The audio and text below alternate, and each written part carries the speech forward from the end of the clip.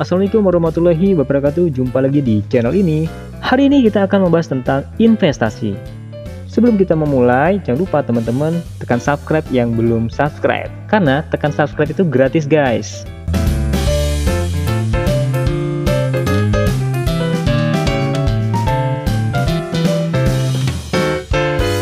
Untuk saat ini, kita sudah tidak asing lagi mendengar kata investasi. Yang tergambarkan di pikiran kita, biasanya investasi itu menggunakan media yaitu uang, dan uang. Dan ternyata guys, kebanyakan orang beropini bahwa yang sudah berani investasi berarti orang tersebut telah memiliki banyak uang. Apakah benar seperti itu? Yuk kita cari tahu lebih dalam. Sebenarnya, pemikiran investasi hadir di kalangan orang-orang yang memiliki banyak harta, yang saat itu sudah melebihi keperluan hidupnya. Dikarenakan memiliki banyak uang, lalu mereka berpikir bagaimana ya caranya agar uang tersebut tersimpan tapi tetap menghasilkan keuntungan. Nah, saat itulah awal di mana manusia melakukan yang disebut investasi.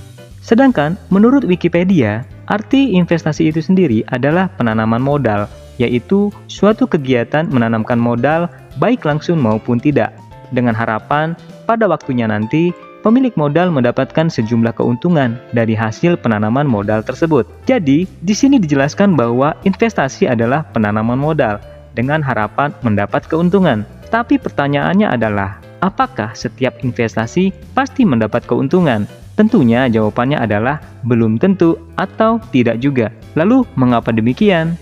Karena banyak sekali sebab-sebab yang membuat investasi menjadi gagal untung, bahkan malah buntung. Tentunya hal ini tidak akan bisa dibahas di konten ini ya, karena terlalu panjang dan membosankan. Kita hari ini membahas sedikit saja tentang investasi. Secara umum, investasi individu dibedakan menjadi dua jenis, yaitu investasi aset berwujud dan aset keuangan.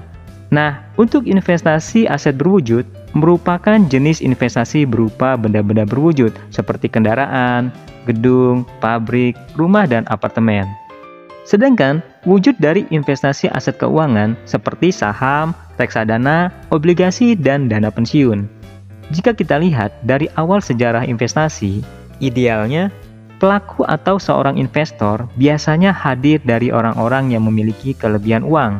Sedangkan saat ini banyak ditemukan para investor bukanlah lagi dari orang-orang yang kelebihan uang. Orang-orang dengan perekonomian menengah ke bawah telah mengikuti tren investasi. Pertanyaannya adalah, apakah cara ini sudah tepat? Tapi yang harus diwaspadai adalah perihal resiko yang harus siap ditanggung oleh seorang pelaku investasi. Jika investasi menguntungkan, maka ekonomi menjadi lebih baik.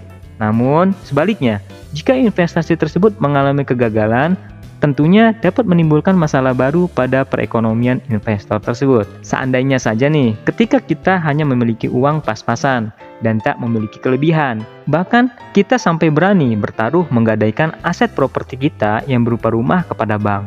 Lalu, uang hasil pinjaman di bank tersebut kita investasikan di sebuah sektor bisnis. Jika investasinya berhasil, maka sangat menguntungkan. Namun, yang harus dipahami, ketika investasi tersebut gagal, tentunya hal tersebut sangat membahayakan pada aset kita.